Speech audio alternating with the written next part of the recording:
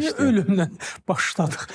Yaşamaqdan danışaq, həyatdan danışaq. Yox, bu ölmədən əvvəl ölmək. Eləməli ki, yaşamaq kimi izah olunsun, təfsir olunsun. Əslində elə o bir ucu gəlib yaşamağa çıxır. Əslində Əsl həyat yaşamağa. birinci ölümlə başlayır da. Doğrudan birinci ölüm gəlir də. Sonradan işığa çıxırsan, gözünü açırsan. Deməli, əslində reallıq elə ölümdür. Ölümü biz hər an yaşayırıq. Ölüm həyatımızın sonu deyil ki. Hər an ölmə və dirilmə prosesi paralel olaraq gedir. Təbiətdə bunu görürük, bədənimizdə bunu görürük. Yaşımız artdıqca bizim bədənimizdə hüceyrələr ölür, yerinə yeniləri gəlir. Hisslərimiz ölür, dirilir, sevgi hissimiz doğulur, məhv olur, nifrətlə əvəzlənir. Əslində ölüm bizə yad bir şey deyil də. Ölümdən heç qorxmağın mənası da yoxdur. Rövşən bəy sanki bizi ölümə hazırlayır.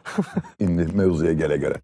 Deyirlər ki, fəlsəfənin əsas qayəsi odur ki, yaxşı ölməyi öyrətsin. Yaxşı ölməyi bacarmayan, yaxşı yaşamağı da bacarmaz. Deməli, ölmə bir hazır olmaq lazımdır. Fəlsəfədə belə bir ifadə var, memento mori deyirlər. Yəni, öləcəyi unutma. Orta əsr rəssamlarının əsərlərində də bunu görmək olar. Görürsən ki, skeletlə şəkil, kəllə sümüyü ilə şəkil, qum saatı ilə şəkillər var. Bunlar hamısı o memento moriyə işarə eləyir ki, öləcəyi heç vaxt unutma. Yaxşı, nəyə görə ölümü unutmamalısan? Ona görə ki, sən həyatın keçici olduğunu anlayanda əlində olan həyatın daha yaxşı dəyərini bilirsən. Nəyin dəyəri yoxdur? O ki, çoxdur. Sən anlayanda ki, ömür qısadır, barmağının arasından o qum dənəcikləri tökülüb, yox olub gedir, bunu saxlamaq olmur. Onda sən çalışırsan hər anının qədrini biləsən və hər dəqiqəvi düzgün formada istifadə eləyəsən.